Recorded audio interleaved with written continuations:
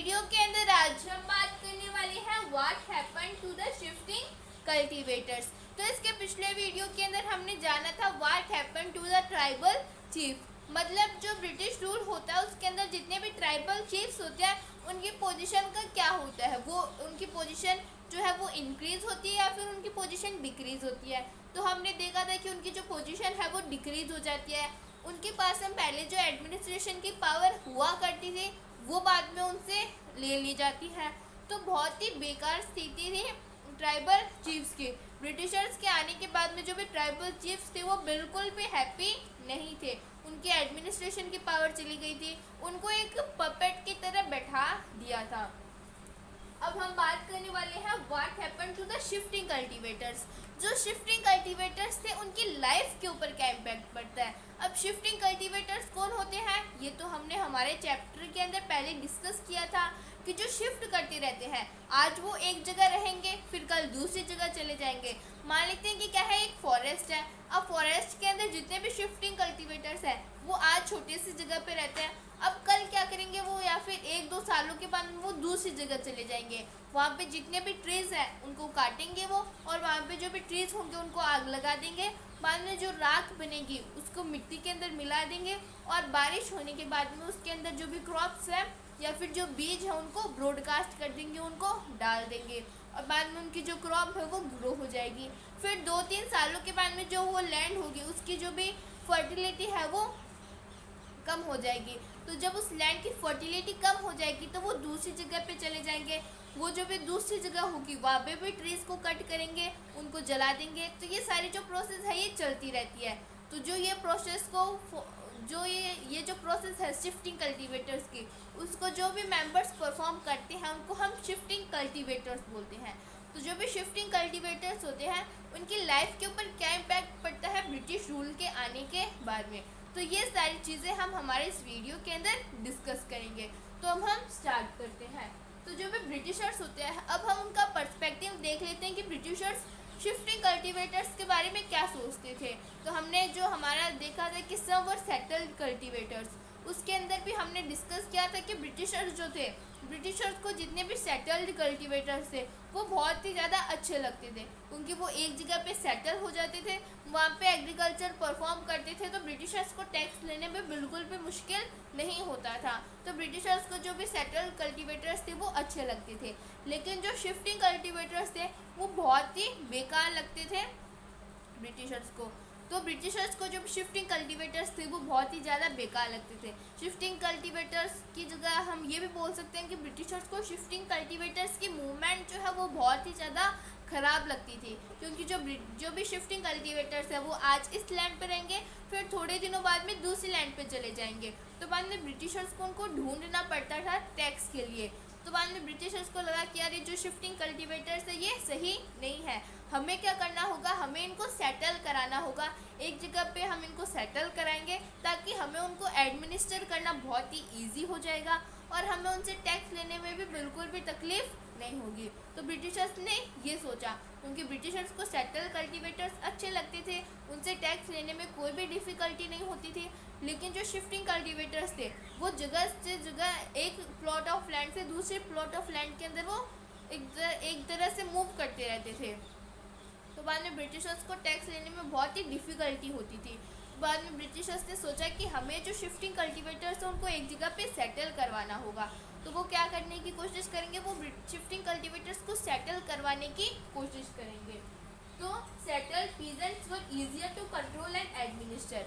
Britishers ने सोचा कि जो सेटल्ड कल्टीवेटर्स होते हैं उनको हम इजी तरह से अपने कंट्रोल के अंदर रख सकते हैं, उनको हम अच्छी तरीके से एडमिनिस्टर कर सकते हैं। तो ब्रिटिशर्स ने ये सोचा कि हम उनको अच्छी तरीके से कंट्रोल में भी रख सकते हैं और हम उनको अच्छी तरीके से एडमिनिस्टर भी कर सकते हैं।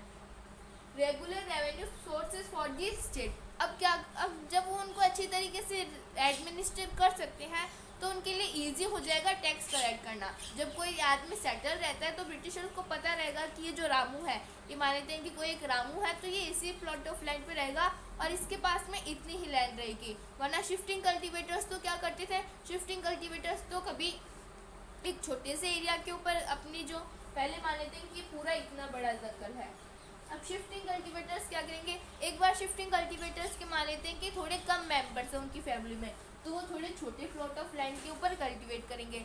लेकिन मान लेते हैं कि बाद में क्या हो जाता है, जो उनके नंबर ऑफ मेंबर्स है फैमिली के अंदर वो इंक्रीज हो जाते हैं, तो वो थोड़े बड़े एरिया के अंदर शिफ्टिंग कल्टीवेटर्स को परफॉर्म करने लगते हैं। तो सेटल कल्टीवेशन के अंदर क्या होता है, जो भी मेंबर्स होते हैं वो एक जगह पे सेटल हो जाते हैं, उनकी जो लैंड होती है वो भी फिक्स होती है। तो ब्रिटिशर्स को एडमिनिस्ट्रेट करने में इजी इसलिए रहेगा क्योंकि ब्रिटिशर्स को पता रहेगा कि एक ये पर्सन रामू है तो इसके पास में मान लेते हैं कि 2 हेक्टेयर ज़मीन है, तो इसके पास में जब 2 हेक्टेयर ज़मीन है तो उनको पता रहेगा कि हमें इस रामू से कितना रेवेन्यू मिल सकता है। तो regular revenue sources for the state, जो भी ब्रिटिशर्स हैं उनको रेवेन्यू जो है वो मिलता रहता है। उनको ढूंढने में, जितने भी शिफ्टिंग कल्टीवेटर्स होते हैं उनको ढूंढने में मुश्किल होती है, लेकिन सेटल कल्टीवेशन को ढूंढने में बिल्कुल भी मुश्किल नहीं होती क्योंकि वो एक जगह पे सेटल हो जाते हैं। तो बाद में ब्रिटिशर्स को ये सारी चीज़ें सही लगी, ब्रिटिशर्स को लगा कि हमें उनको सेटल कराना होगा। तो बाद में ब्रिटिशर्स क्या लेके आते हैं, लैंड सेटलमेंट लेके आते हैं। अब लैंड सेटलमेंट के अंदर क्या होता है, एक जो पहले जितने भी मेंबर्स होते हैं वो एक जगह पे सेटल रहते हैं और ब्रिटिशर्स किसी एक ज़मींदार को भेज देते हैं, बोल देते हैं कि आप क्या करके ले आओ, आप जो भी लैंड है, जितने भी पीजेंट्स हैं उनसे आप टैक्स कलेक्ट करके लेके आ जाओ और बाद में आप जो टैक्स है वो लाके हमें दे देना। तो ये एक परमानेंट सेटलमेंट, जो हमने परमानेंट सेटलमेंट हमारे 3rd चैप्टर के अंदर डिस्कस किया था, तो उसी तरह से लैंड सेटलमेंट लाते हैं ब्रिटिशर्स। परमानेंट सेटलमेंट के अंदर क्या था, जो भी ज़मींदार थे वो जाते थे पीजेंट्स के पास में, उनसे टैक्स कलेक्ट करते थे। उस समय पे जो टैक्स था वो फिक्स था, परमानेंट सेटलमेंट के अंदर जो टैक्स था वो फिक्स था, तो ज़मींदार जो थे वो उनसे ज़्यादा टैक्स ले लेते थे। ब्रिटिशर्स को तो पता था कि हमारे पास में इतना जो टैक्स है वो तो आना है, और बाकी अगर ज़मींदार जो है वो ज़्यादा पैसे लेना चाहे तो वो ले सकते हैं। तो जो ज़मींदार थे वो पीजेंट्स को खूब एक्सप्लॉइट करते थे, तो वो उनसे जाके टैक्स लेते थे, ज़मींदार खूब सारे पैसे लेते थे, और जितना ब्रिटिशर्स ने बोला था कि हमें इतने पैसे ला के देना उतने वो ब्रिटिशर्स को दे देते थे, और बाकी जो ऊपर के जितने भी पैसे बचते थे वो अपनी जेब के अंदर डाल लेते थे। तो जो लैंड सेटलमेंट था उसके अंदर भी बहुत सारी प्रॉब्लम्स थी, जैसे हमने परमानेंट सेटलमेंट के अंदर प्रॉब्लम देखी थी कि ब्रिटिशर्स के बीच में और ज़मींदार के बीच में, दोनों के बीच में बनती नहीं थी, क्योंकि ज़मींदार कभी कभी ज़्यादा पैसे ले लेता था, तो जितने भी फार्मर्स थे वो ब्रिटिशर्स के अगेंस्ट में प्रोटेस्ट कर दिया करते थे। तो ये लैंड सेटलमेंट था। तो ब्रिटिशर्स ने सोचा कि हमें शिफ्टिंग कल्टीवेटर्स को सेटल कराना होगा, तो वो लैंड सेटलमेंट जो है वो लेके आ जाते हैं। However, the British effort to settle झूम cultivators was not successful. अब ये जो ब्रिटिशर्स झूम कल्टीवेटर्स या फिर जो शिफ्टिंग कल्टीवेटर्स को सेटल करवाना चाहते थे वो इतना ज़्यादा सक्सेसफुल नहीं हुआ, मतलब उनको इतना ज़्यादा प्रॉफिट नहीं हुआ ब्रिटिशर्स को। जो भी हमारे सेटल कल्टीवेटर्स थे वो इससे, जो शिफ्टिंग कल्टीवेटर्स थे वो बिल्कुल भी खुश नहीं थे, क्योंकि शिफ्टिंग कल्टीवेटर्स को तो घूमना बहुत ज़्यादा अच्छा लगता था। अब उनको कोई एक जगह पे सेटल करवा दे तो वो बिल्कुल भी खुश नहीं थे, तो वो क्या कर दिया करते थे, प्रोटेस्ट कर दिया करते थे। तो however the British effort to settle jhum cultivator was not successful. Britishers चाहते थे कि हम इनको सेटल करें, लेकिन ब्रिटिशर्स इसमें बिल्कुल भी सक्सेसफुल नहीं हो पाए। क्यों नहीं सक्सेसफुल हो पाए, क्योंकि इसके 2 रीजंस थे, एक तो था नेचुरल लिमिटेशन और दूसरा था प्रोटेस्ट। जो लोग थे वो खुश नहीं थे तो लोग क्या करेंगे, प्रोटेस्ट करेंगे, तो जो लोग थे वो प्रोटेस्ट कर दिया करते थे।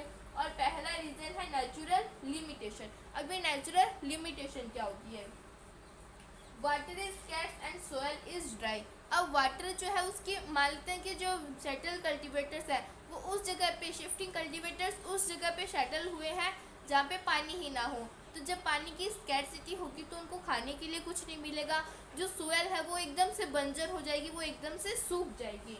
तो नेचुरल लिमिटेशन के अंदर क्या है, water is scarce and soil is dry. जो वहाँ पे अगर पानी नहीं होगा तो सोयल जो है वो सूख जाएगी। तो एक तो ये नेचुरल लिमिटेशन था। तो बाद में जो भी फार्मर्स थे, जो भी शिफ्टिंग कल्टीवेटर्स थे, उनको खाने के लिए कुछ नहीं मिला। ब्रिटिशर्स ने उनको सेटल तो करवा दिया, लेकिन बाद में वो जो रूल्स थे उसको तोड़ देते थे, वो शिफ्ट करते रहते थे उनको, क्योंकि एक जगह पे वहाँ पे नेचुरल लिमिटेशन थी, वहाँ पे उनको पीने के लिए पानी नहीं मिलता था, खाने के लिए खाना नहीं मिलता था, क्योंकि सोयल क्या थी, सोयल एकदम से ड्राई थी, तो वहाँ पे कोई भी क्रॉप ग्रो नहीं हो पाती थी। तो एक तो ये नेचुरल लिमिटेशन हो गया। दूसरा क्या है, डिक्रीजिंग प्रोडक्टिविटी ऑफ लैंड। अब शिफ्टिंग कल्टीवेटर्स मूव क्यों करते थे, क्योंकि सोयल की जो फर्टिलिटी थी वो जा चुकी थी। मतलब 2-3 सालों के अंदर जो सोयल है उसकी जो फर्टिलिटी है वो खराब हो जाती है। अब ब्रिटिशर्स ने बोल दिया कि आपको इसी जगह पे खेती करनी है, तो एक तो ना वहाँ पे पानी है, ना वहाँ की जो सोयल है वो फर्टाइल है। मान लेते हैं कि पहली जो 2 साल है उनके अंदर तो उनको पानी भी मिल रहा है और जो सोयल है वो भी फर्टाइल है, लेकिन 2-3 सालों के बाद में क्या होगा, जो सोयल है उसकी फर्टिलिटी जो है वो जाने लगेगी। तो जो शिफ्टिंग कल्टीवेटर्स थे वो एक जगह पे सेटल नहीं हो पाए, क्योंकि बहुत सारी लिमिटेशंस थी। वहाँ पे उनको पानी नहीं मिल रहा था, उनको खाना नहीं मिल रहा था खाने के लिए। तो वो शिफ्टिंग कल्टीवेटर्स थे वो शिफ्टिंग कल्टीवेशन को परफॉर्म करने लगे। और ब्रिटिशर्स को भी लगा कि यार इनका जो ये कल्चर है, ये शिफ्टिंग कल्टीवेशन परफॉर्म करते हैं, तो ब्रिटिशर्स ने भी उन्हें शिफ्टिंग कल्टीवेशन परफॉर्म करने दिया। और आज भी अगर आप देखोगे नॉर्थ ईस्टर्न स्टेट में, वहाँ पे शिफ्टिंग कल्टीवेशन को परफॉर्म किया जाता है। वो ज़्यादा ट्रीज़ नहीं काटते हैं, वो थोड़े थोड़े ट्रीज़ काटते हैं, तो शिफ्टिंग कल्टीवेशन को वो परफॉर्म करते हैं। तो हमने देख लिया कि शिफ्टिंग कल्टीवेटर्स की लाइफ के ऊपर क्या इम्पैक्ट पड़ता है।